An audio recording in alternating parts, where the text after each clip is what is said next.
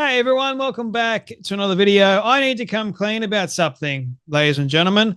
I need to come clean about the fact that I have been working enormously hard to improve my content and my delivery for you all, because I clearly have not been working hard enough to improve on the content that you guys see, as well as my delivery, because apparently, according to one particular person, my delivery isn't that good and I need to work on it. Now, I'm all about improving myself. I'm all about working enormously hard. And I am one of those people that works enormously hard, and I am always trying to improve myself day by day.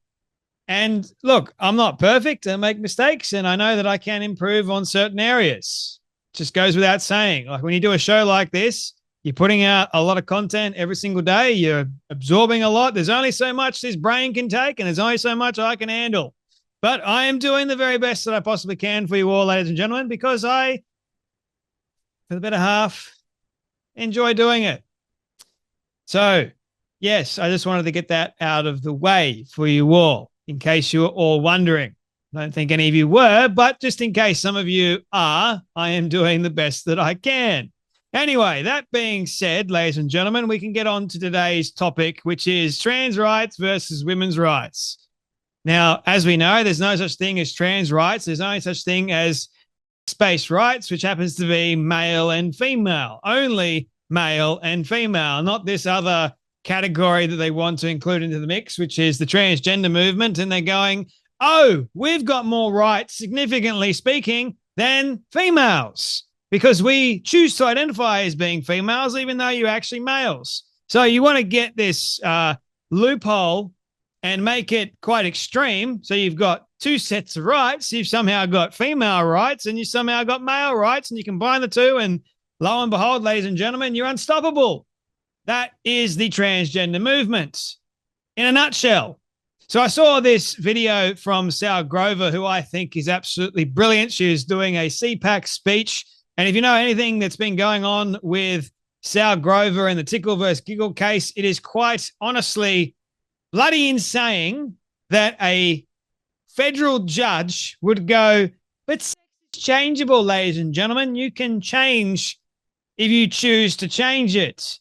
Now, this whole notion that they bring up with trans rights, they want to take over female-only spaces. They want to take over female sports. They want to remove female from the equation, even though that is the they're trying to identify as. Can you see, ladies and gentlemen, that it makes no sense at all? But yet they're going, what is a plan that we can come up with that is going to make us virtually unstoppable? But you know what? We're not going to be seen as misogynists at all. No. We can't be that. So what are we going to do? Oh, we're going to be trans. And we're going to say trans rights are human rights. And we're going to say trans rights are better than women's rights, and we're going to identify as something that we're actually not. You know, this is a genius plan, guys. I couldn't think of any other better plan than this. This is literally gold. It's going to make us a lot of money and gain us a lot of attention and a lot of progress along the way. Yes, guys, girls, let's do this, shall we? Let's make it happen. And, well, the women can't say anything about it, because if they do, they're transphobic. They're a bigot somehow. I don't even know how women are a bigot to men. Thought only men can be bigots, because a bigot is something offensive to that of a woman. Hey, these terms, they just throw them out. They're interchangeable, people. They just like one after the other. Let's keep throwing them out there, because I got nothing else. I got nothing. Here's another part of the plan, ladies and gentlemen. In case the women get upset and get angry at us, we're going to throw out this term called transphobic. Yes, that's brilliant. They've got this phobia towards us as biological men that identify as being them. You know, let's work with that. Let's go. And we're going to jump up and down and rant and rave. Yes, that's brilliant. Keep going. I'm writing all this down. Let's make this happen, guys. I mean, sorry, girls. Let's go with this. And, once we use this term, we have this phobia. They're actually really phobic around us. Yes, that's genius. Let's go with that. See how diabolical of a plan that actually is when you sound it out, or you spell it out, or you explain it like I did? It sounds like an ingenious plan, but really what it is quite dangerous. You're removing an actual sex from the equation and you're replacing it with another one, that being men, the one to identify as being female. But you can only have male and female. Somehow they're going, I'm in between, people. I am definitely in between because I say that I'm in between. But what even is in between? Please explain it in rather long form detail, because I would love to know. So this is Sal Grover at CPAC talking about the trans rights versus women's rights, or the trans rights and human rights issue that we've got at the moment, that you don't have trans rights. You've got male rights and female rights, which make up, guess what? You guessed it, human rights. Because somebody's biological sex is immutable. Whatever you're born as is what you die as. It is such a natural human instinct for us to be able to tell this. And if you are then being told by the law that you cannot acknowledge that really basic instinct, you have lost the ability to recognize one of our most basic skills. Like if you just look to the person sitting next to you right now, you can tell if they're male or female. Now imagine if you can't do that anymore, because the moment that you've got to ask, do you have a gender identity? And if you don't acknowledge that and give meaning to that, then you're breaking the law. It simply doesn't work. But we are told constantly that trans rights are human rights, but human rights cannot be rights that take away other people's rights. That's not how it works. And at the moment, other people are having to take away their rights. And it's not only that they're just taking away our rights, we're actually being coerced into giving up our rights. And so, this was my feeling from the very beginning with the AHRC, where it was just I just want to be going, hi, I have human rights too. How are you going to resolve this conflict? And in fact, when the human rights intervened in the Tickle v. Giggle case, they actually, they intervened as amicus curiae to interpret the law, and they were just all in on gender identity. It's one of the crazy things the Sex Discrimination Commissioner is against sex, because why not?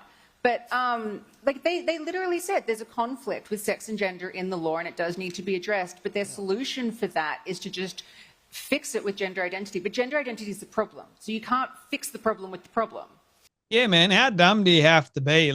You've lost a very basic skill to determine whether someone is male or female.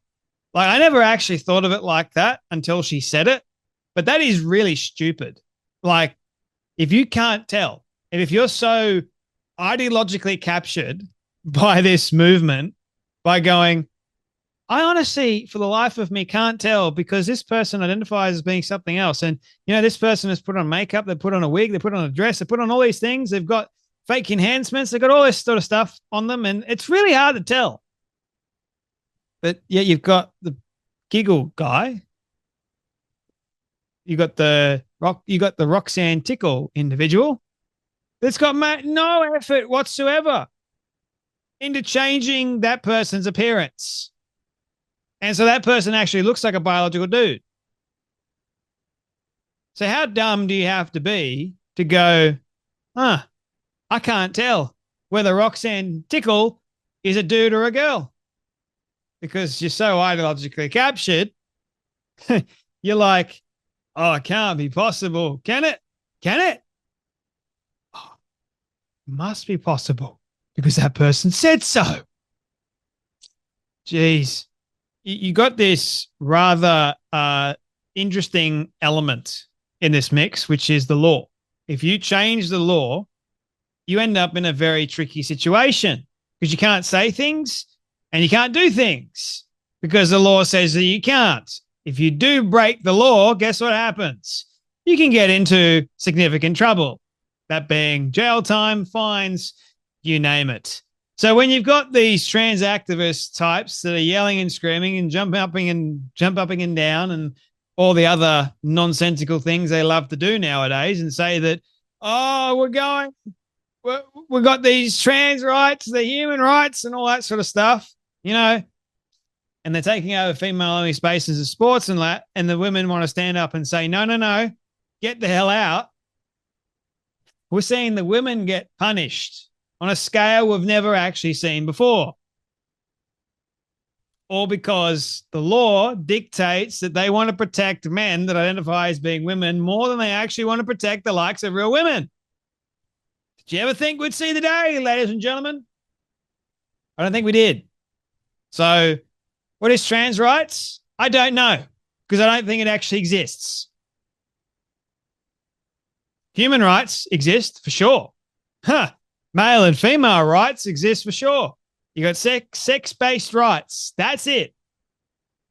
Not hard to forget that, but somehow in today's society, it's very difficult to forget that.